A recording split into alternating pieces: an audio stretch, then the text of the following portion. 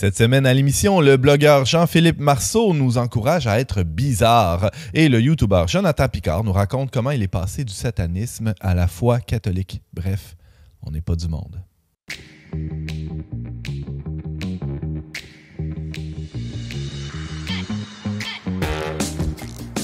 Bonjour à tous et bienvenue à votre magazine Foi et Culture. Ici Antoine Malenfant, votre animateur pour cet épisode sur l'athéisme. Et je suis accompagné de James Langlois. Bonjour James. Salut Antoine, ça fait quelques semaines que je n'étais pas venu à l'émission. Ah, j'allais dire le contraire, mais il me semble que tu es là souvent ces temps-ci. Non, verbomoteur. C'est ça, on se voit dans l'autre show. Le verbomoteur? C'est une bonne émission animée par notre collègue Simon, Actualité sous un regard chrétien. Oui. Mais là, pour avoir un regard chrétien, non, c'est ça, il faut avoir un peu la foi, mais toi, c'est pas, comment dire, t'as eu un long parcours sinueux. Comme tout le monde. Oui, mais t'as déjà été athée, James, quand même. Ok, oui, j'ai déjà été athée. Oui! J'étais un fervent athée militant, même. J'avais un chandail sur lequel était écrit « God Free ». Et je pense que si j'avais pu brûler des églises, je l'aurais peut-être fait. Et là là. J'ai même apostasié aussi à 18 ans. Apostasie, pour ceux qui ne le savent pas, là, c'est un processus d'auto-exclusion de l'Église, on pourrait dire ça. Alors, c'est discommunion. C'est un bon niveau d'athéisme, on pourrait dire. Tu es allé assez loin et c'est un peu de ça dont tu vas nous parler. Mais Dieu a toujours des mystères. Et puis, 6 mois après mon apostasie, j'ai commencé un cheminement qui m'a progressivement ramené à lui. Donc, comme quoi... des fois, c'est assez mystérieux. Rien n'est impossible. Alors, merci d'être là, James. Et aujourd'hui, on a un nouveau chroniqueur, un invité spécial. Jonathan Picard, bonjour. Bonjour, Antoine. On t'a découvert par le podcast, on peut appeler ça comme ça, qui est hébergé chez ecdq.tv, nos amis de la chaîne diocésaine ici à Québec. On trouve ça sur YouTube, ça s'appelle Catholique Sceptique. Exactement, oui. Tu tiens ça depuis quand, Jonathan? J'ai commencé à enregistrer les premiers épisodes, on va dire, il y a 6 mois de ça. OK. Quelque chose comme ça. Et puis là, on a commencé à les diffuser là. Il y en a 10 en tout. Et puis catholique sceptique, oui, parce que moi aussi, j'ai été, comme James, un athée assez militant. Et même assez militant pour passer au camp du satanisme, bien que ce soit un satanisme athée. On pourra en jaser. Oui, ça m'intéresse. Alors, ça sera en toute fin d'émission. Merci d'être là, Jonathan. On est très heureux de t'accueillir. Merci de m'accueillir. Et on est aussi heureux d'accueillir un chroniqueur régulier à On n'est pas du monde. Et là, cette fois-ci, on voulait l'inviter pour parler du déclin du nouvel athéisme. Il est blogueur et éditeur pour The Symbolic World, lui-même ancien athée. Il voit des symboles dans ses céréales le matin. Accueillons Jean-Philippe Marceau.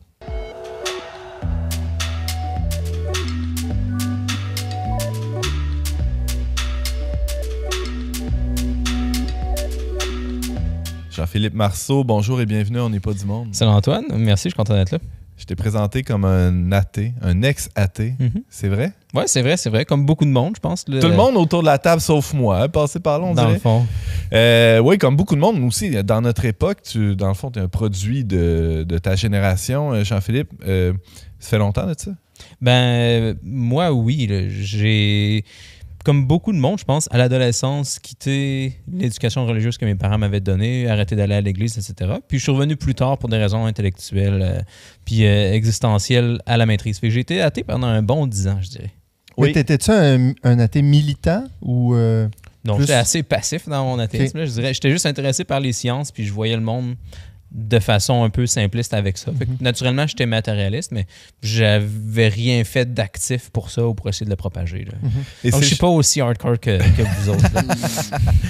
Et c'est le cheminement qui a été emprunté par justement plusieurs de nos contemporains. Depuis le début du 21e siècle, on a pu assister à une espèce de montée de l'athéisme. En tout cas, l'athéisme avait certainement le vent dans les voiles. On pense à des auteurs conférenciers comme Richard Dawkins. Là, on aura peut-être l'occasion d'en reparler. Je pense qu'il a touché Jonathan Picard à une certaine époque.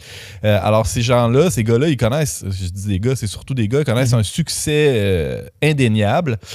Mais là, ce courant culturel, Jean-Philippe Marceau, est en train de s'essouffler. Ce courant-là qui a un nom, là, c'est le nouvel athéisme. Là, on peut trouver ça sur Internet. Peut-être avant d'arriver au déclin du nouvel athéisme, peux-tu nous expliquer qu'est-ce que c'est que ce mouvement-là? Ouais, c'est un gros boom au niveau de l'édition. Plusieurs livres qui sont sortis.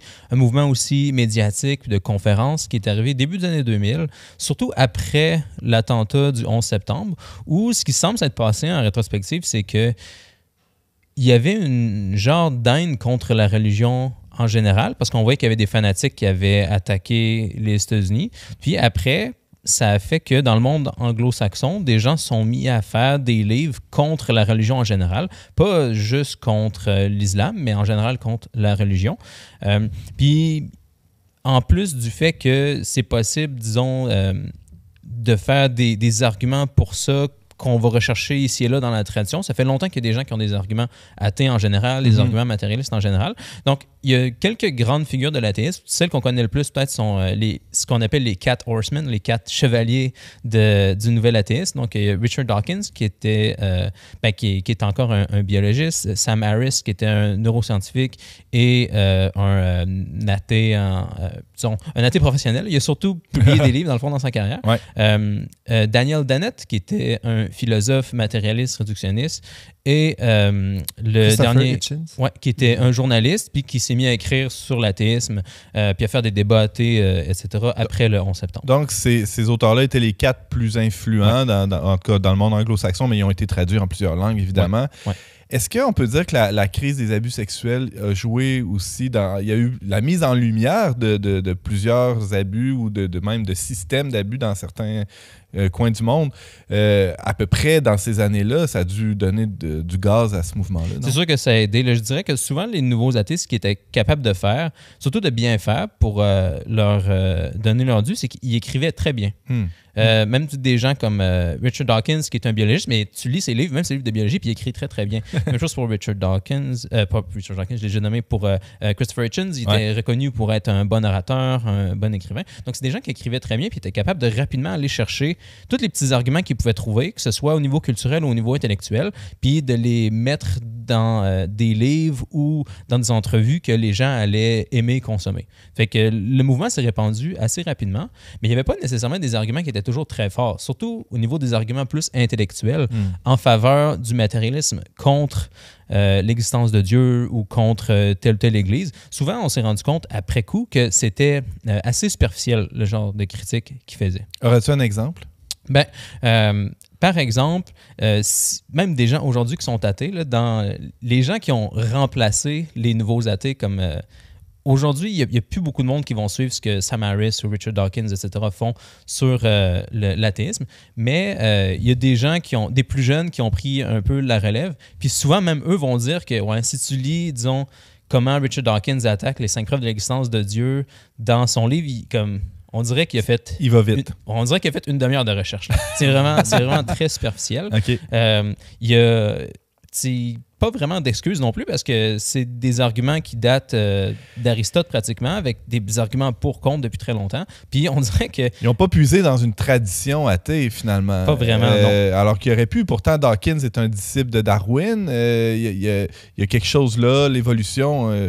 il aurait pu s'appuyer sur les épaules des gens qui les ont précédés, non? Oui, puis même, il aurait juste pu aller voir des collègues ailleurs à l'université qui sont dans des départements de philosophie puis de théologie. Puis il y avait des athées là qui auraient donné des bons arguments pour l'aider, mais il n'a même pas pris la peine de faire ça. Il y avait d'ailleurs, au moment où ces livres-là sortaient, des philosophes athées qui étaient professionnellement des gens qui publiaient pour l'athéisme, qui étaient très embarrassés de voir les livres qui sortaient par les nouveaux athées parce que ça semblait rendre les arguments en faveur de l'athéisme très superficiels. Puis des gens qui faisaient une carrière à avoir des arguments rigoureux contre l'Église ou contre l'existence de Dieu, ils se sentaient comme... Ils sentaient que ça va pas durer longtemps, on dirait aussi. Là. Si les gens commencent à associer l'athéisme à quelque chose d'aussi superficiel que ça, on n'en a peut-être pas pour longtemps.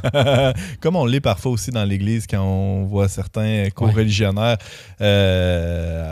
sous le soleil, là, tout d'un coup, avec des arguments un peu bidons.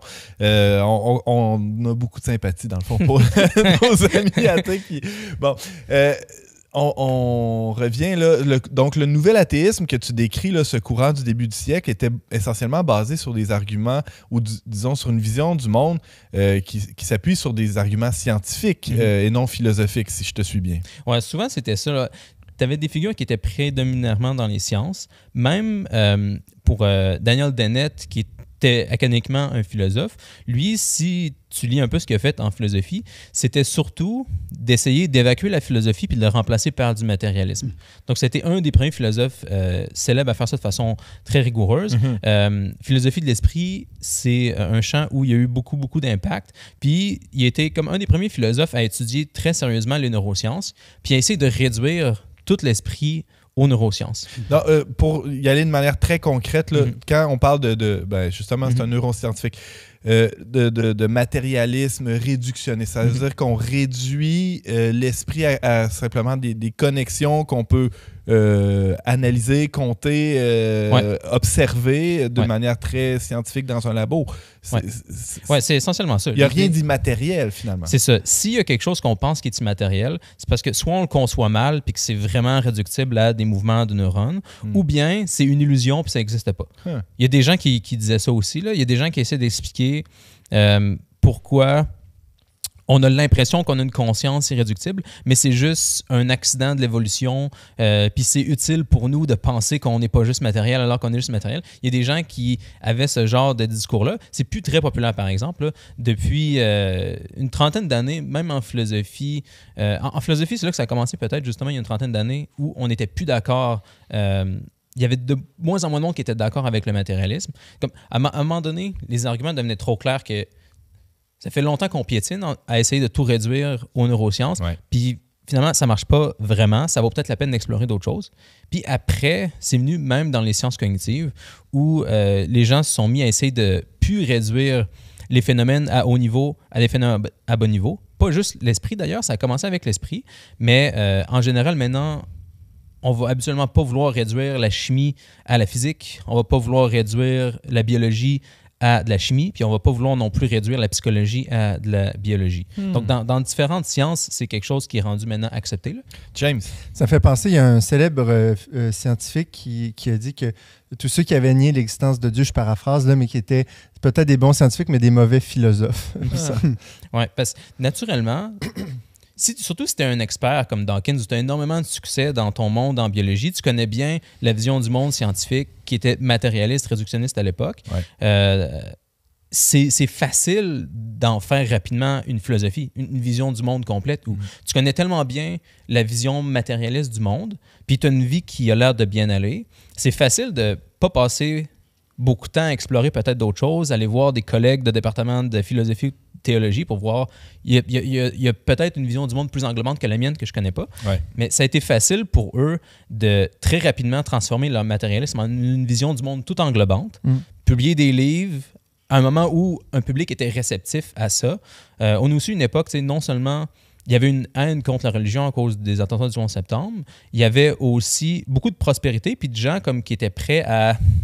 Beaucoup d'espoir dans la technologie ou la technique en général, non? Exactement. On n'était pas encore dans... Maintenant, il y a beaucoup de gens qui sont technosceptiques, là, qui voient que les médias sociaux, par exemple, puis toute la nouvelle technologie qu'on a depuis une dizaine d'années semble pas être très bénéfique, puis ça rend des gens sceptiques de la technologie depuis longtemps. Mais début des années 2000, les gens étaient très optimistes que peut-être on est tous réglés. L'ouverture d'Internet à des marchés plus larges, c'est quand même fascinant comme moment. L'économie grandissait rapidement. Tout avait l'air de très bien aller.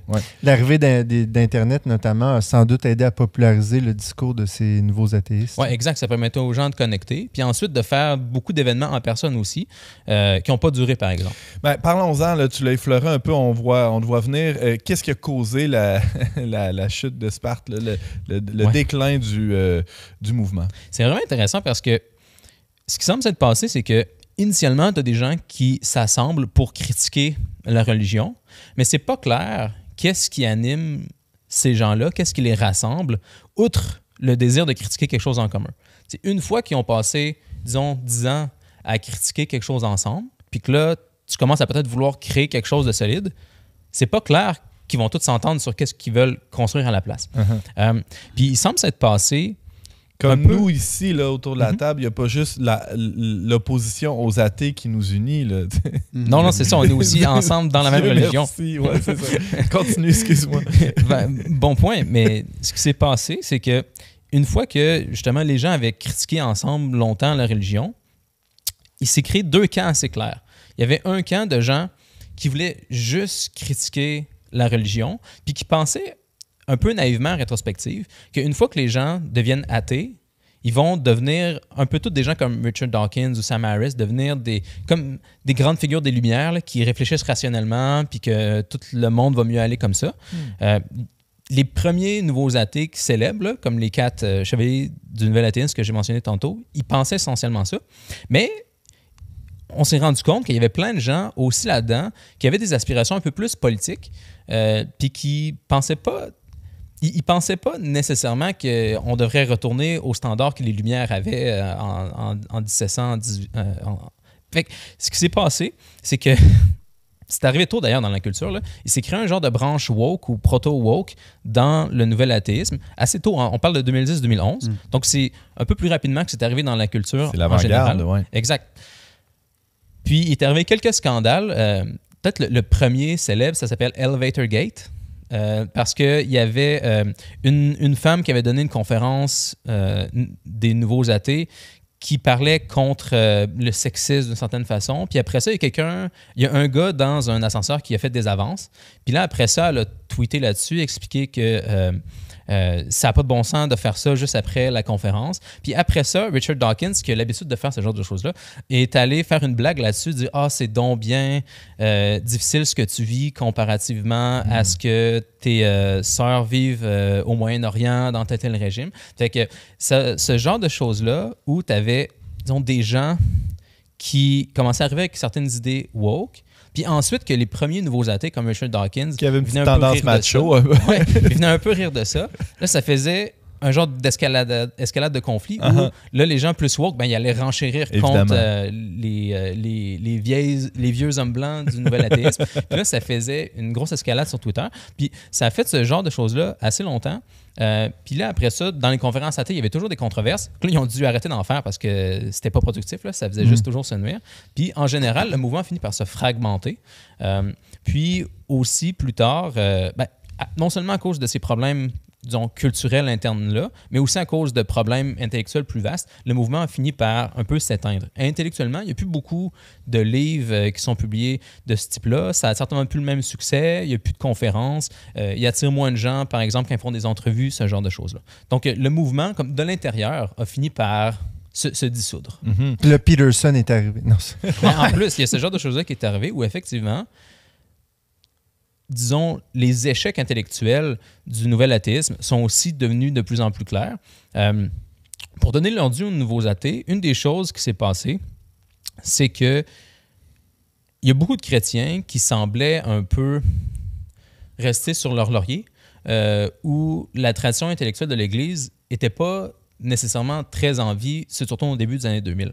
Des fois, les nouveaux athées allaient avoir des débats avec des chrétiens, puis les chrétiens, souvent, s'en sortaient mal. Parce que c'est comme si, pendant tellement longtemps, les chrétiens avaient été confortables, s'étaient pas sentis vraiment challengés. Ils étaient comme pas prêts pour répondre à des arguments, même s'ils n'étaient pas très, très bons. Mais en même temps, j'ai l'impression qu'il est né aussi un mouvement d'apologètes chrétiens qui sont venus confronter, exact. Je pense à John Knox, je pense à William Craig, à Peter Kreeft, là, qui ont... Exact. Mais c'était très impressionnant de voir ces débats-là parfois. Là. Exact. Il y a des bonnes discussions. Il semble avoir eu aussi une hausse du taux d'enrôlement dans les programmes de philosophie et de théologie en réponse à ça. Des jeunes qui ont repris le débat, qui ont utilisé les mêmes genres de médias que les nouveaux athées avaient essayé de faire des choses sur Internet, publier des livres, etc., que des jeunes chrétiens ont décidé d'employer.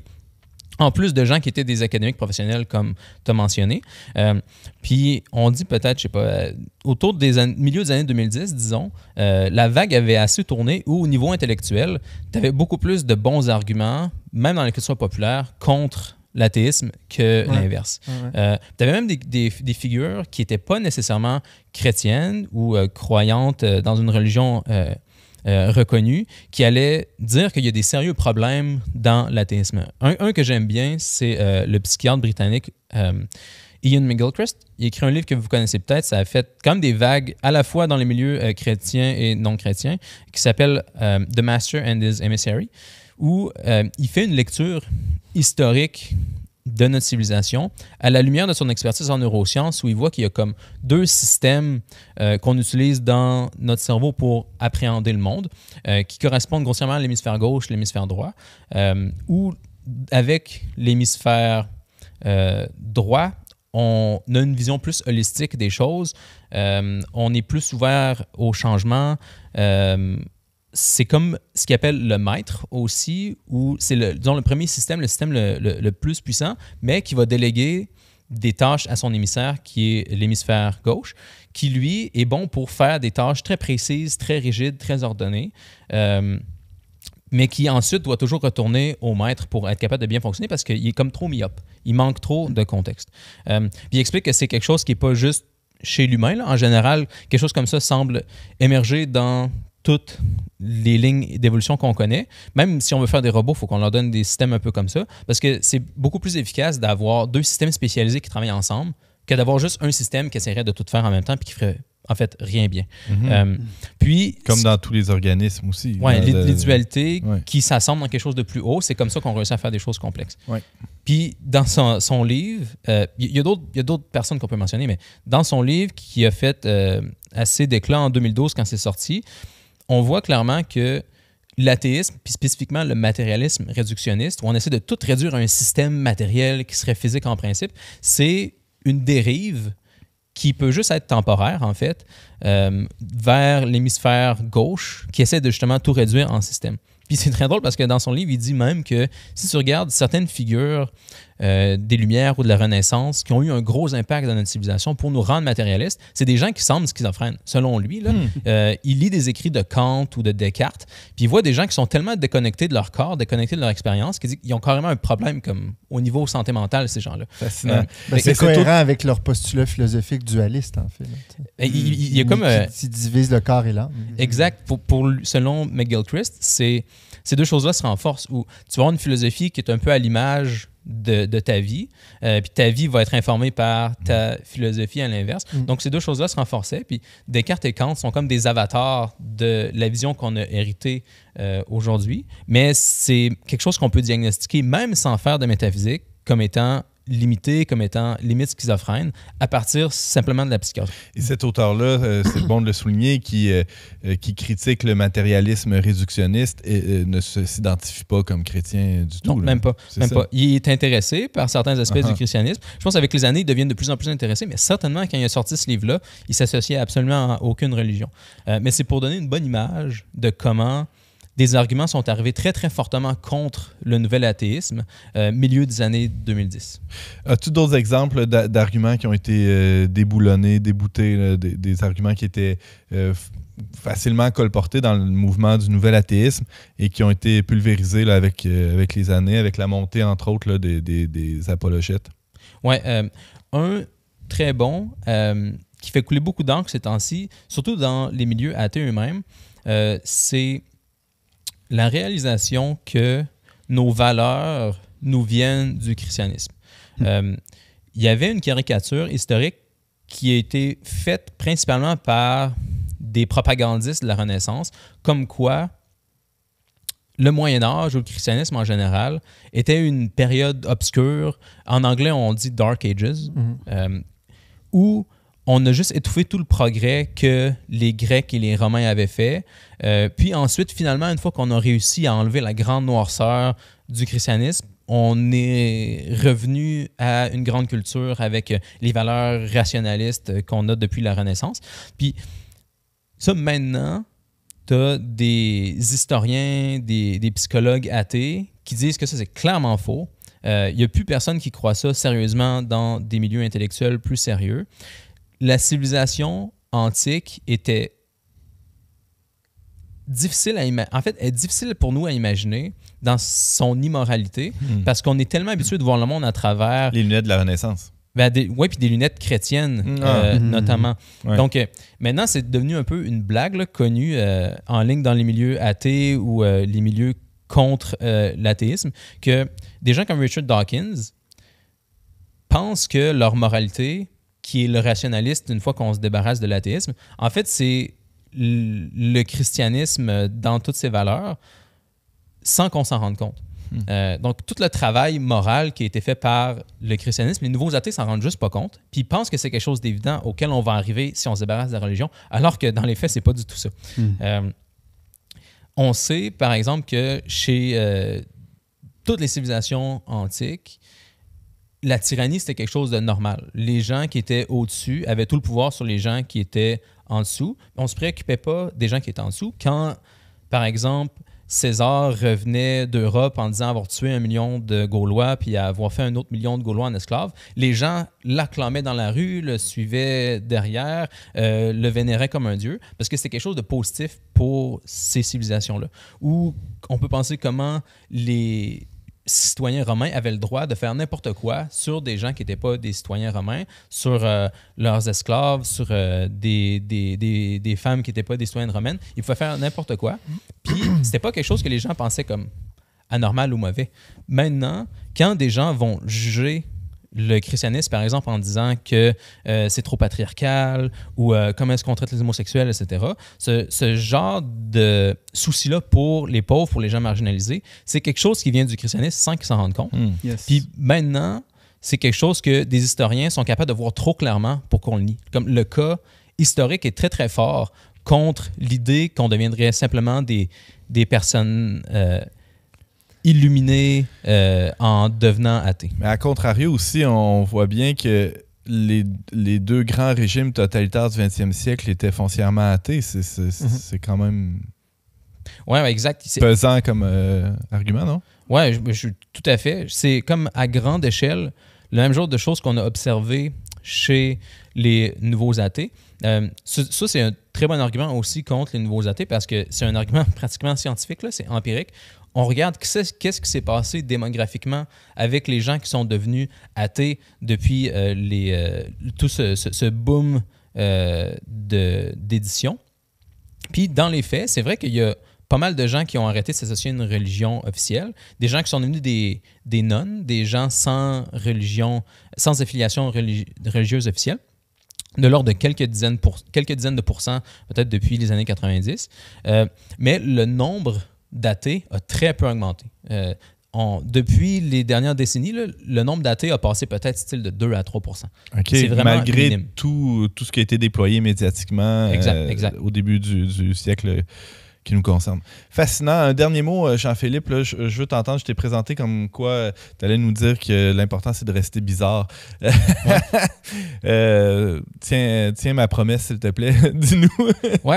Ben, il y a beaucoup de gens dans le christianisme, en dehors du christianisme, qui parlent présentement justement de réinvestiguer le christianisme maintenant qu'on voit cet échec-là du nouvel athéisme.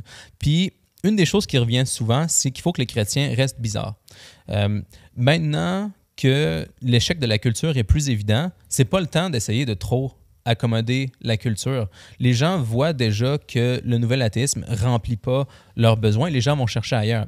Tantôt, je disais qu'il y a juste 1% plus d'athées qu'il y avait il y a 30 ans, même s'il y a beaucoup de gens qui n'ont plus d'affiliation religieuse officielle. Mais ces gens-là sont rendus attirés par des choses New Age ou sont spirituels mais pas religieux. Ils créent leur propre religion. Ils cherchent quelque chose de bizarre, quelque chose qui n'est pas matérialiste. Il ne faut pas leur donner quelque chose qui serait trop matérialiste, trop facile d'accès. Disons. Une réduction en dehors du christianisme. Mais ce serait quoi un christianisme non bizarre? Un non bizarre, il y a par exemple des églises anglicanes, des églises méthodistes qui ont tellement accommodé la culture, par exemple, qui vont accepter toutes les valeurs de la culture, puis qui ne vont pas prendre de position solide, forte. Les gens dans ces traditions-là, en fait, ne voient pas c'est quoi. C'est quoi la plus-value d'aller dans ces églises-là versus continuer de vivre dans le monde tel qu'on vit? Exact. Fait que concrètement, ces églises-là sont en train de s'effondrer. Puis les églises qui grandissent, c'est les églises qui sont bizarres. Fait que ça va être les églises qui sont charismatiques ou traditionnelles. Fait que, mettons, les églises latines, les églises orthodoxes... À contre-courant, finalement. Exact. Fait que tu peux être bizarre en étant ancien ou en faisant quelque chose de charismatique qui est clairement une réjection de la modernité puis du matérialiste. Donc, concrètement... on voit bien ce qui s'effondre, c'est si on essaie de ne pas être bizarre. Puis si on est prêt à rester bizarre, à assumer le fait qu'on est différent de la culture, puis qu'on a quelque chose de supérieur à offrir, là, c'est quelque chose qui attire les gens, puis c'est des églises qui grandissent.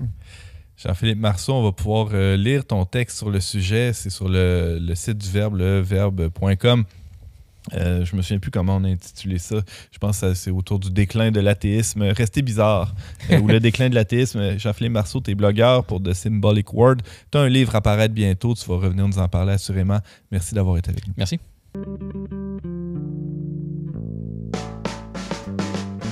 On n'est pas du monde est une émission produite par l'équipe du magazine Le Verbe. Pour vous abonner gratuitement et recevoir 8 numéros par année, visitez leverbe.com/abonnement. James Langlois, journaliste pour Le Verbe Média, bonjour. Salut.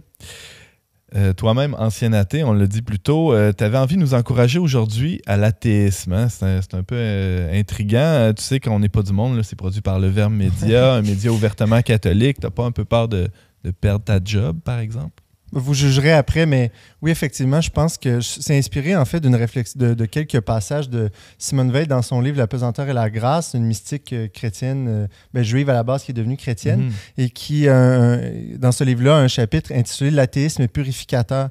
C'est très intéressant parce que je pense qu'il y a comme deux types d'athéisme qu'on pourrait distinguer, c'est-à-dire il y a un athéisme passif, vraiment, qui est plus quelqu'un qui, d'une manière honnête, faute de raison de croire, un peu aussi par ignorance, dit que Dieu n'existe pas.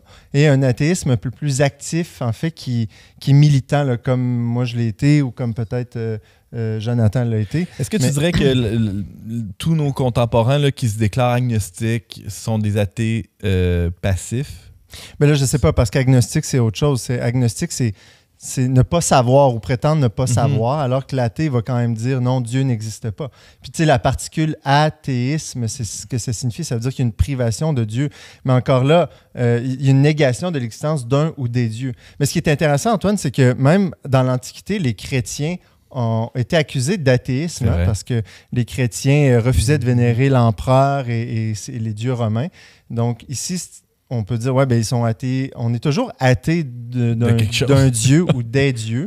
On est toujours athée de quelque chose. Et même, on pourrait dire à l'inverse que on adore toujours un dieu ou l'autre. Hein. Les chrétiens, on prétend adorer le Dieu révélé par le Christ. Mais quand on nie cette adoration-là, on finit par adorer un autre Dieu, que ce soit soi-même ou que ce soit le Dieu de la technologie, du sport, de l'argent, du pouvoir, etc. Fait que la vraie question, c'est pas est-ce que Dieu existe, mais en quel Dieu je crois, finalement. En quel Dieu est-ce qu'on croit? En quel Dieu est-ce qu'on sert? Puis encore là, d'emblée, souvent dans les débats athées, croyants, on oublie de passer par le chemin de la définition, c'est-à-dire qu'est-ce qu'on met devant le mot Dieu aussi?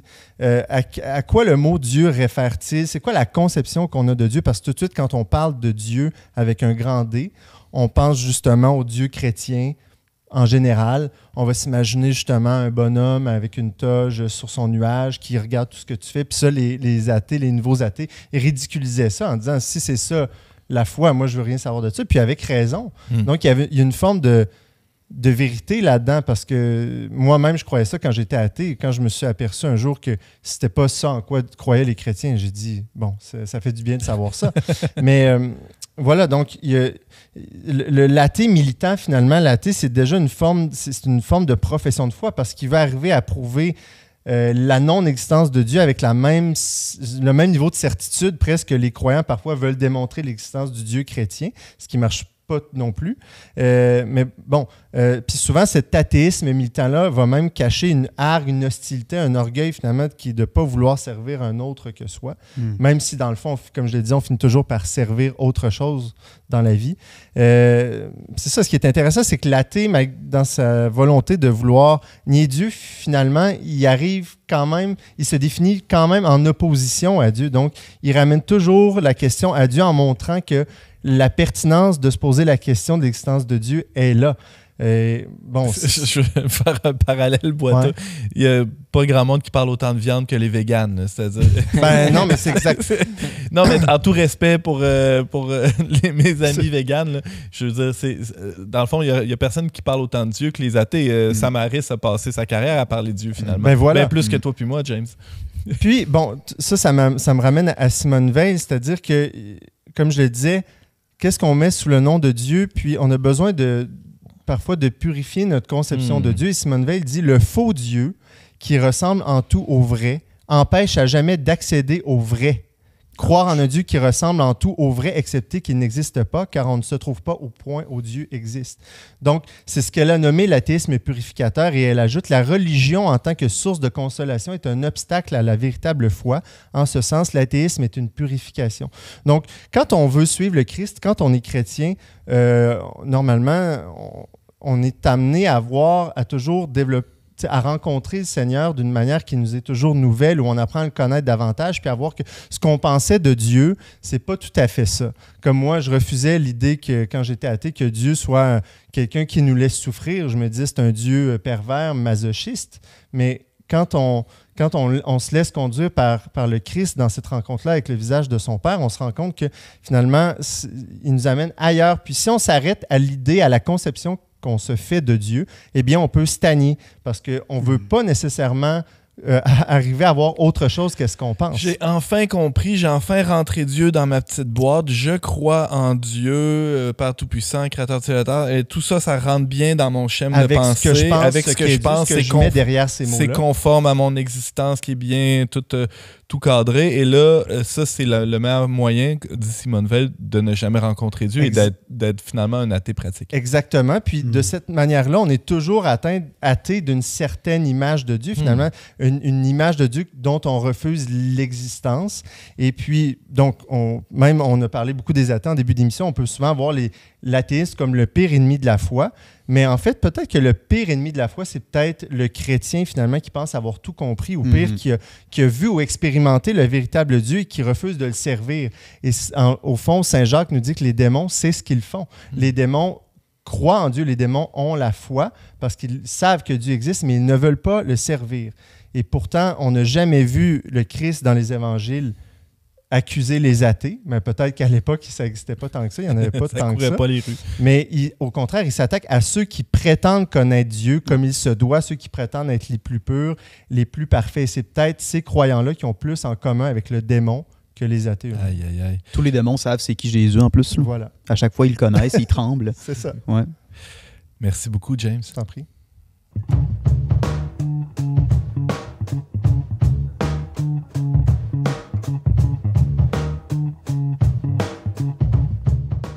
Jonathan Picard, bonjour et bienvenue à On n'est pas du monde. Merci, bonjour Antoine.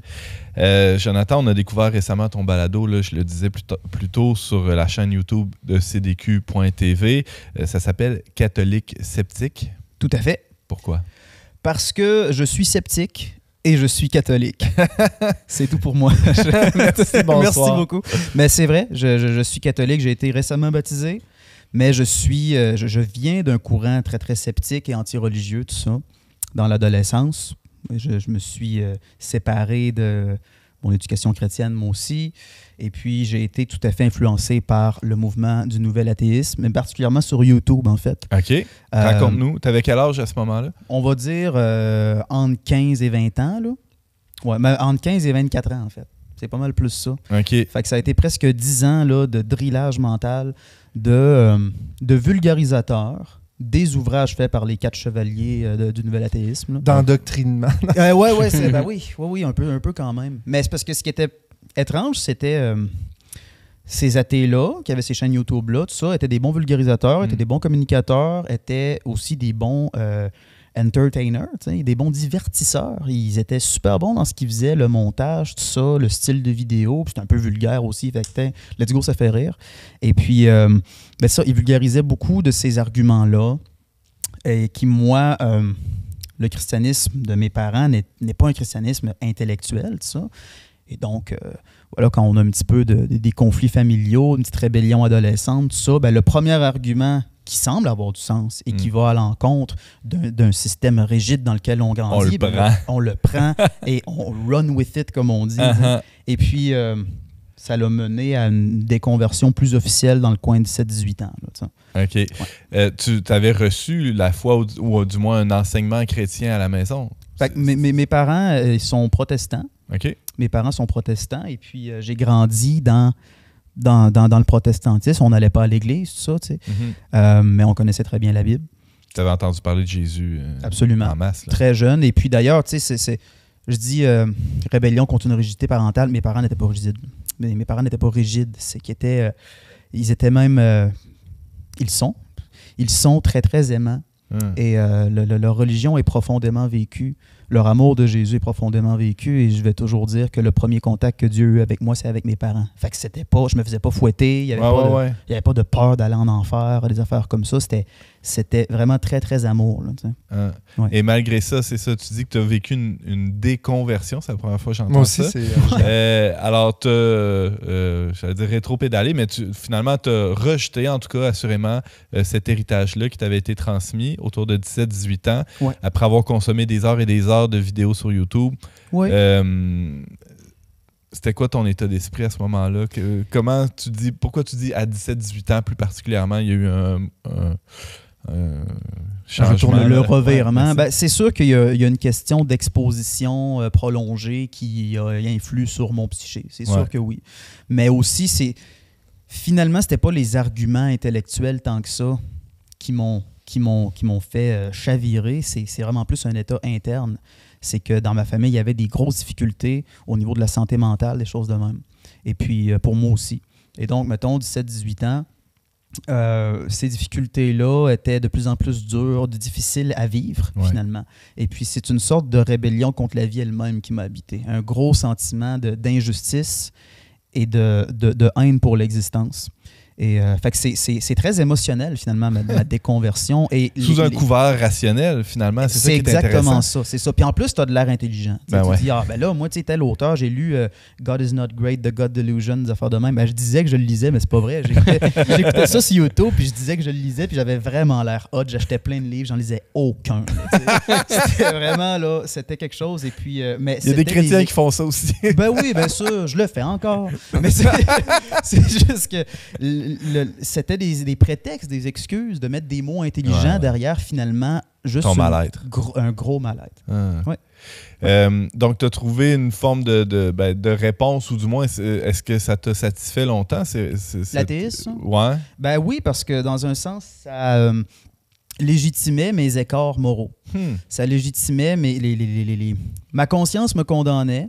J'ai quand même relativement mal viré là, pendant ce temps-là. Ma conscience me condamnait et je voyais dans l'absence de moralité chrétienne une sorte d'opportunité d'émancipation, une opportunité d'être vraiment libre. Je voyais ça comme une liberté. Ouais. Tu dis que tu as mal viré dans la limite de ce que tu es prêt à partager. Oui, j'ai consommé beaucoup de drogue. J'ai consommé beaucoup de drogue et j'ai été très manipulateur et opportuniste avec mes fréquentations. Vraiment, là, j'ai profité des gens plus naïfs que moi, tout ça, mon cercle d'amis, tout ça, qui étaient tout un petit peu nihilistes, là, mais qui étaient, on va dire, plus naïfs que moi aussi à certains égards. Et je choisissais mon cercle pour vraiment être le boss des bécosses, dans le fond. Et puis, oui, je m'auto-accuse d'avoir été un gros manipulateur, menteur et en plus un addict assez sévère.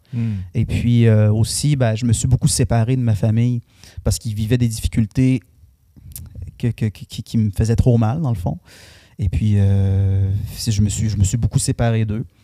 Encore une fois, les problèmes de santé mentale, tout ça, t'arrives, tu grandis et à un moment donné, tu réalises que tes parents sont humains et le monde chute. Et puis ouais, c'est ça. Puis que le fait que la foi ne leur a pas épargné ces souffrances-là. Ça, c'était un gros morceau. C'est un scandale, en quelque sorte. C'est dur à avaler. C'est un gros morceau. Encore aujourd'hui, c'est un gros morceau. On peut parler du problème de la souffrance et du mal, tout ça, mais c'est clair que j'étais plongé direct là-dedans. Je voyais la belle foi que mes parents ont et pourtant les grandes difficultés, les grandes souffrances injustes qu'ils peuvent vivre. Je me dis, finalement, une chance qu'ils ont ça. Parce que, une chance qu'ils ont ça, au moins ils ont ça, mais dans le fond, genre, pourquoi ils ont ça? Là, si c'est une béquille, c'est pour...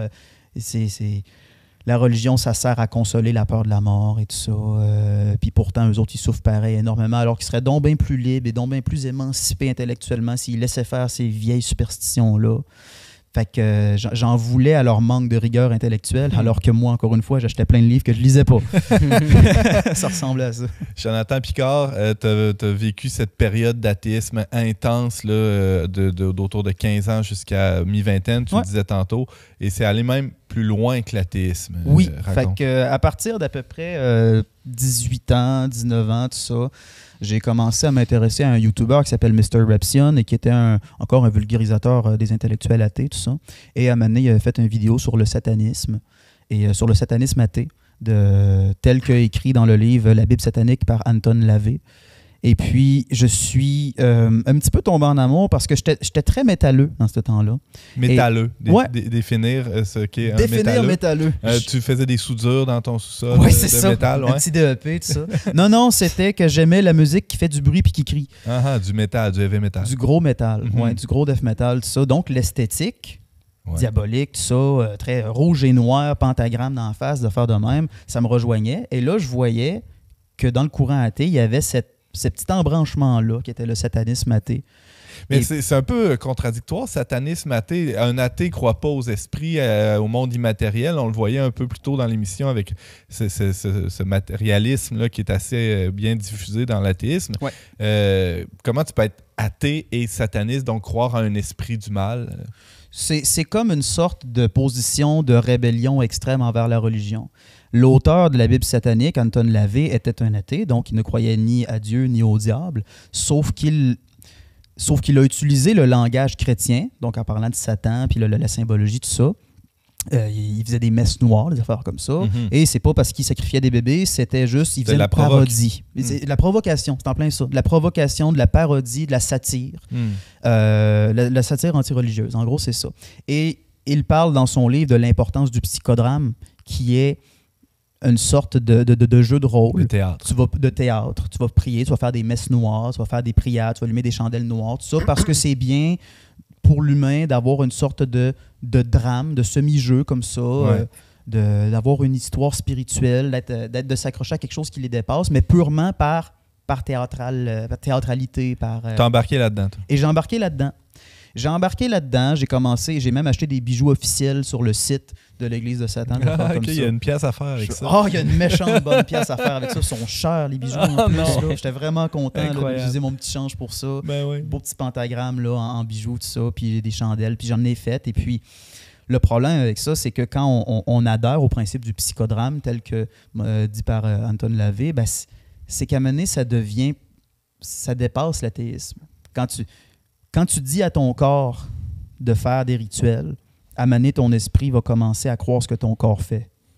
Et c'est d'ailleurs l'importance pour moi d'aller à la messe, des choses comme ça, c'est de faire... Notre corps nous dit de croire ça, dans le fond. Notre corps fait la croyance. Et à un moment donné, notre tête y arrive et notre cœur y arrive aussi. Donc, c'est pour ça que dans le satanisme, c'est la même chose qui se passe, même si c'est athée initialement. Ouais. À un moment donné, tu t'embarques là-dedans. Là. James?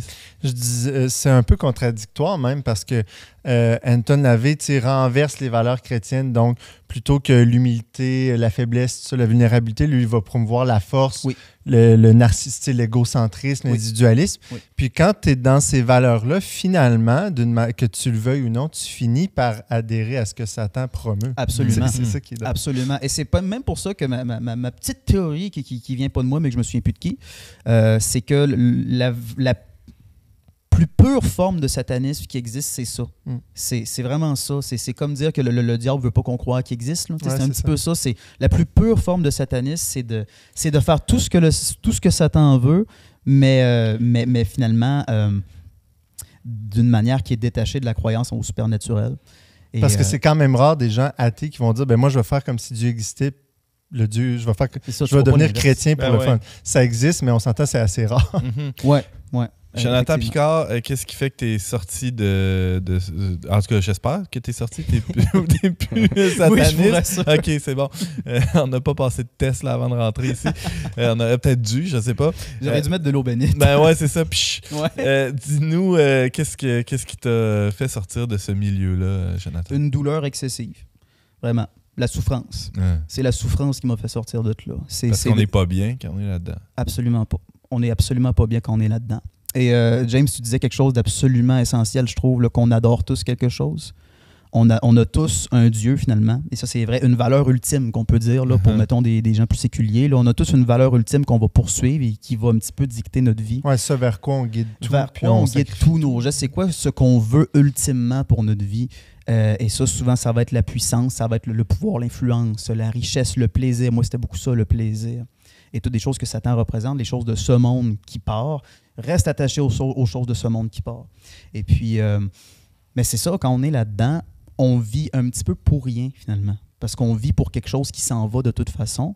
Et donc, ça laisse un énorme vide existentiel. Et c'est ce vide-là existentiel face à la souffrance de ma famille. Et moi, j'ai commencé à faire des angoisses absolument énormes. Et avec l'abus de substances, évidemment, ça l'a empiré. Ben ouais. Et c'est de comprendre que je ne l'avais pas du tout l'affaire. Et que je dois beaucoup ma conversion à mon père, parce que mon père, niveau santé mentale, il a eu des épreuves assez épouvantables. Quand j'ai vécu les mêmes, je me suis dit, lui, comment il fait pour s'en sortir, là? Et c'est là que ça a commencé dans ma tête à faire un peu une hésitation, à me dire peut-être, et si c'était vrai, et si c'est ça qui le fait passer à travers ça. S'il y avait une chose que mon père voulait que je sache quand j'étais petit, c'était Jésus, suis Jésus, c'est lui la vie. Je regardais ça de haut, ça, mais quand finalement j'ai goûté à ces eaux-là au fond du baril, je me suis dit, et si c'était vrai, et c'est là que ça a commencé. Mais là, tu es devenu catholique. Je veux dire, tu as continué à t'opposer à ce que tes parents... Ouais, c'est ça. J'ai faut quand même, je m'en garde un petit peu. Ouais, c'est ça. Ouais, ben, je suis devenu catholique. C'est toi le protestant, là. Ouais, c'est ça. C'est ça, le méta-protestant. Ouais, exactement. Ouais, ben c'est sûr que une des raisons pourquoi je m'appelle catholique sceptique aussi, c'est parce que je suis sceptique même envers les croyances que je tiens aujourd'hui. Mais je suis allé vers le catholicisme spécifiquement. Ça, plus pour des raisons intellectuelles qu'émotionnelles. On va dire l'émotion, le vécu existentiel m'a fait tourner vers le christianisme. Mais le catholicisme, c'est parce que je trouve que ça a du sens, que le même Esprit Saint qui a inspiré les Divines Écritures aurait aussi inspiré une tradition interprétative de ces Écritures-là. Pour vrai, le catholicisme, pour moi, ça m'attire à cause de ça. Aussi parce que je suis quelqu'un de relativement matérialiste. Et ce que je veux dire par là, c'est que pour moi, l'union du physique et du spirituel, c'est important. Je suis assez cartésien. Dans les sacrements, on a des signes matériels toujours. There you go. C'est exactement ça. J'allais dire, le côté liturgique aussi auquel tu as goûté dans le satanisme. C'est ça. C'est ça. Et le mouvement, le rituel, d'amener le corps, la réception des sacrements, c'est d'aller dans une église, dans une vraie bâtisse en briques. Les odeurs, le visuel, l'auditif, les chants, pour moi, ça a du sens que la spiritualité mélange vraiment le corps et l'esprit, alors que je vois le protestantisme beaucoup comme une sorte de divorce entre le corps et l'esprit, même si la position protestante ne se limite pas du tout à ça. Là, tu parlerais à un presbytérien, ils ont aussi des églises, ils ont aussi la communion, des choses comme ça, mais d'ordre général, pour moi, ça a du sens, le catholicisme, à cause de ça, même si je le remets ça aussi en question. Jonathan, une dernière question. Fais-tu encore du métal? Oui, je fais encore du métal. Je suis dans un groupe qui s'appelle Hopeful 16. Je joue de la bass dans ce groupe-là. J'écris les paroles. Fait que je continue à faire du bruit, mais mon intérieur est beaucoup plus joyeux que dans le temps que j'en faisais par nihilisme destructeur. Merci beaucoup d'être passé à On n'est pas du monde. On est très heureux d'avoir entendu aujourd'hui ton témoignage qui était pile poil avec le thème de l'émission. J'invite tout le monde là, à aller écouter ton balado sur cdq.tv, sur la chaîne YouTube de CDQ. Ça s'appelle Catholique Sceptique. Jonathan Picard, c'est un plaisir de t'accueillir. Merci beaucoup. Vous avez un commentaire, une suggestion ou une question pour l'équipe d'On n'est pas du monde? Contactez-nous via les pages Facebook et YouTube du Verbe Média ou écrivez-nous directement à onpdm@le-verbe.com. C'est déjà tout pour cet épisode passionnant, mais avant de se laisser, allons-y avec des suggestions culturelles, des suggestions de lecture, surtout pour complémenter. J'ai fini mon segment, Antoine, tantôt en parlant du fait que c'était peut-être les croyants qui vivaient sans charité ou qui étaient tellement convaincus finalement qu'ils ne servaient pas Dieu de manière authentique, que c'était peut-être eux les pires ennemis de la foi. Mais en fait, c'est que cette idée-là m'est venue d'un livre que j'ai vraiment beaucoup aimé. Qui m'a T'allais dire adorer, mais on adore. Exactement, tu as très bien vu. Je t'ai vu, là. Et donc, ça s'appelle La foi des démons de Fabrice Adjadj. C'est niveau littéraire, mais au niveau spirituel aussi, c'est marquant, c'est frappant. Là, il varlope un peu tout le monde dans ce livre-là. Puis même les bons croyants. Là. Les bons, surtout comme croyants, ils nous varlopent assez fortement. Ça fait du bien. J'en suis sorti. Donc, je vous le conseille. Là, j'ai pas la date exactement. Ça a été réédité de toute façon une couple de fois. Donc, La foi des démons de Fabrice Adjadj. On mettra les liens sous cette vidéo. Jean-Philippe. de mon côté, je vous recommande un livre. Pour l'instant, ça existe juste en anglais. C'est sorti en 2023. Ça s'appelle The Surprising Return of Belief in God. C'est, à mon avis, le meilleur livre pour l'instant sur le phénomène global dont on a parlé, du passage de l'athéisme vers un retour à la croyance. C'est un super livre niveau, je dirais, combat culturel. Qu'est-ce qui s'est passé dans les dernières 20 ans? L'auteur, Justin Brierley, c'est quelqu'un qui a fait presque 20 ans à animer des débats entre croyants et non-croyants, donc qui est très au fait de ce qui s'est passé dans la culture et dans les milieux intellectuels. Puis à mon avis, il fait le meilleur tour d'horizon global sur ce qui s'est passé récemment. Pour avoir la référence complète, on va lire ton dernier texte sur leverbe.com qui s'appelle « Rester bizarre » ou « Le déclin de l'athéisme ». Merci Jean-Philippe Marceau. Et rapidement, une dernière petite suggestion.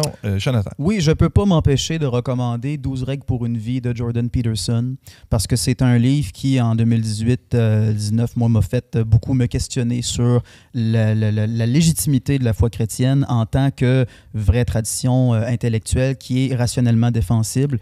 Et moi, ça m'a fait sortir d'un nihilisme assez pervisif. Là. Merci, Jonathan. Merci aussi à Barthélémy Rieux, Marie Laliberté et Marianne Martin à la technique. Merci à vous d'avoir été là. Vous pouvez partager cette émission autant que vous voulez sur les réseaux sociaux. On se retrouve la semaine prochaine pour un autre épisode. On n'est pas du monde.